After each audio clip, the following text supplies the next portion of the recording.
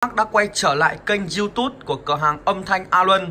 Và tiếp theo một clip trong buổi tối hôm nay, thứ Sáu ngày 20 tháng 9 năm 2019, em trân trọng giới thiệu và quảng bá tới các bác về dòng sản phẩm những đôi loa hàng mới tinh, đưa ra công suất là mạnh mẽ và khủng nhất trên thị trường hiện nay, với tiếng bass bao đánh cực sâu, tiếng tép sáng và rất là nhuyễn. Sử dụng 2 bass 30 dòng từ leo và sử dụng 2 tép leo dòng leo to các bác thân mến.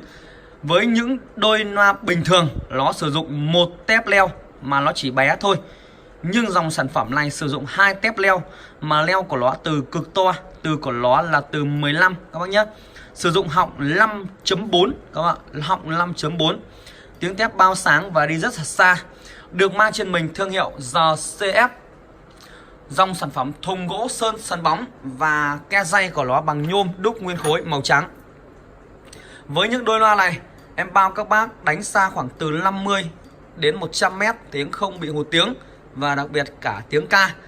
Và thưa toàn thể các bác thân mến, với những dòng sản phẩm loa array thì cửa hàng em đang sở hữu rất nhiều các model. Thì trong video này em giới thiệu tỉ mỉ và chi tiết đến dòng array GCF sử dụng 2 bass leo và 2 tép leo để các bác sẽ cùng tham khảo. Các bác thân mến, dòng sản phẩm này sử dụng 2 bass 30 từ leo, các bác sẽ cùng nhìn về độ chất.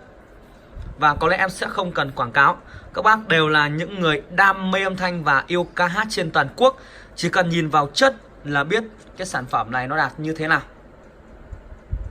Và thưa toàn thể các bác thân mến, giá cho một đôi loa này ngày hôm nay và ngày mai em xin bao giá tốt cho toàn thể các bác, đó là 23 triệu 500 nghìn đồng trên một đôi. Các bác lưu ý, còn ngày kia là ngày 22 tháng 9 năm 2019 nó sẽ trở lại giá bình thường, đó là 24 triệu đồng. Các bác lưu ý, em đang áp dụng chương trình tri ân, gửi những lời cảm ơn tới toàn thể các bác bằng cách đó là giảm giá nhiệt tình các sản phẩm để các bác có thể mua và sở hữu. Dòng này sử dụng màng giấy, gân vải tẩm dầu lụa, xương nhôm đúc nguyên khối 6 miếng. Đấy. Và từ thì các bác nhìn rồi, từ leo, tiếng của nó rất là mạnh, tiếng trống sâu, và lời của nó thì bao xa bao sáng. Và được mang trên mình thương hiệu GCF. Đó, các bác sẽ cùng nhìn. Đây, chất của loa bass rất đẹp. Giá 23 triệu 500 nghìn đồng một đôi. Giá trên được chào bán tại cửa hàng. Và các bác cũng như là quý anh chị sẽ chia sẻ rộng rãi video của cửa hàng để mọi người sẽ cùng biết và sắm ngay những đôi loa chất lượng với giá thành tốt. Với những đôi loa này các bác có thể chơi ở gia đình, quán bar, phòng trà, anh em đi làm sự kiện, độ bền cao. Và những đôi loa này thì em đã cung cấp rất nhiều trên thị trường trong những năm vừa qua. Các bác đã mua, sở hữu và đã kiểm chứng được chất âm cũng như là độ bền. Và đây là 2 quả tép. 2 quả tép này gọi là 2 quả tép siêu nhân các bác thân mến. Với những đôi loa tép em giới thiệu rồi, nó chỉ bé bằng cái đít bát con thôi, cái chôn bát con. Nhưng con loa này sao? Bằng cái miệng bát luôn. Sử dụng tép từ 15 và nó lại sử dụng 2 tép không nhá. 2 tép leo chứ không phải tép thường các bác nhá.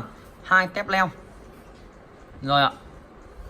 Và hệ thống kèn của nó để nó đưa tiếng đi xa. Đấy. Và đây là quả bass thứ hai. Thùng gỗ đây, các bác nhìn rồi, thùng gỗ sơn sần màu đen. Đó. Và em sẽ mời toàn thể các bác xem về phân tần các bác nhá. Rồi, đây bộ phân tần đấy ạ. Cực to, phân tần rối. 2 biến tần cho loa bass, 1 biến tần cho loa chép và rất nhiều tụ để đưa tiếng chép hay. Phân tần rối các bác này, điện trở 3 con điện trở ống. Đó. Thùng gỗ chia làm 2 ngăn. Rất là hay. Em đã giới thiệu rất là chi tiết. Các bác sẽ cùng chia sẻ giúp cho cửa hàng nhé các bác nhá. Và mọi thông tin liên hệ các bác sẽ gọi điện cho em qua các số máy 0365 888 988, 02203 888 988, 036 889 1555. Cửa hàng âm thanh A Luân nhận giao hàng toàn quốc. Và ngoài ra em có thể giới thiệu và ngày mai em sẽ mở ruột ra các bác sẽ cùng tham khảo những dàn array B3 sử dụng 2 bass 30 từ 17 họng 7,6, sử dụng 1 tép kèn titan từ 17 họng 7,2. Đấy. Và đây, ở đây các bác ạ, anh em đang sắp xếp ngày hôm nay thì phải nói là bán quá nhiều hàng. Anh em đang sắp xếp lại cho ngăn nắp và đang có nghĩa là bồi thêm những sản phẩm mà hôm nay bán đi. Đấy, anh em đang sắp xếp lên. Các bác sẽ ủng hộ cửa hàng các sản phẩm và em sẽ giới thiệu với các bác nhiều hơn. Cảm ơn toàn thể các bác. Đây là dàn Arise Chef sử dụng 2 bát 30 từ 19 họng 8.0, sử dụng một tép kèn titan từ 17 họng 7.2. Đôi loa này hiện tại đang có giá là 14.800. Trong ngày mai các bác có thể liên hệ để mua, giá em đảm bảo bớt cho toàn thể các bác để các bác cảm thấy vui vẻ và cảm thấy hợp lý. Chỉ trong ngày mai là ngày 21 thôi các bác nhé. Đấy, hôm nay là ngày 20 với rất nhiều các đoàn khách về với cửa hàng. Cảm ơn toàn thể các bác rất nhiều. Đây, những chiếc đẩy công suất lớn vừa và nhỏ đều có để phục vụ toàn thể các bác cũng như quý anh chị. Mọi người muốn mua sản phẩm gì thì sẽ tham khảo trên kênh. Rất mong toàn thể các bác sẽ cùng đăng ký để theo dõi những video mới nhất của cửa hàng. Và đặc biệt ấn vào nút chuông để bất cứ một thông báo gì khi cửa hàng muốn giới thiệu thì các bác đều được nhận từ YouTube gửi về. Cảm ơn các bác rất nhiều. Và em xin phép là sẽ dừng lại clip tại đây. Em mời toàn thể các bác sẽ ngắm nhìn nội thất của đôi loa Arise Chef 2 bát 30 một lần nữa.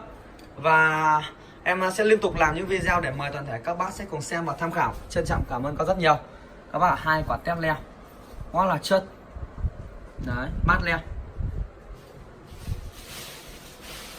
Thùng thì thùng gỗ. Thùng này chống nước các bác nhá. Thùng này chống nước thoải mái đi các bác. Vâng, xin được chào toàn thể các bác nhá. Hẹn gặp lại các bác ở một clip gần nhất. Xin chào và hẹn gặp lại.